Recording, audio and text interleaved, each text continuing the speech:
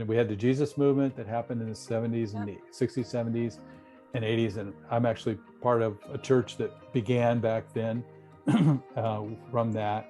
It wasn't what I would call a global spiritual awakening, though. So it's been 100 and almost 120 years, the longest in the history of our nation that there's ever been this gap of not seeing a widespread moral and spiritual awakening.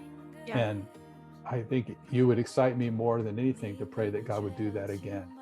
Oh, that you would revive us again and restore our hearts to him. Our nation needs that desperately. We're so torn apart, and it would change our culture. It would change the disunity and division that we have in our country in dramatic ways. It would change some of the moral and spiritual issues that are going on in our country that grieve God so much. It would enliven the church. There's so much that could happen, and that's what I want to see happen.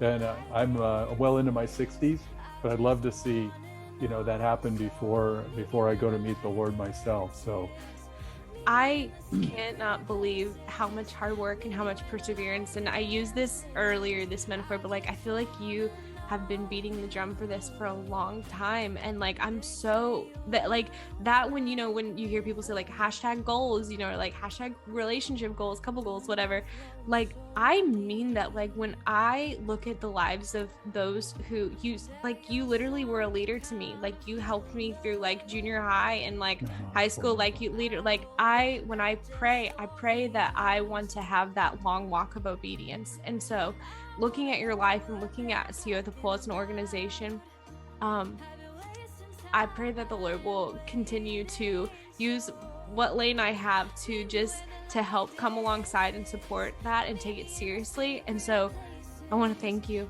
Please don't think that goes unnoticed.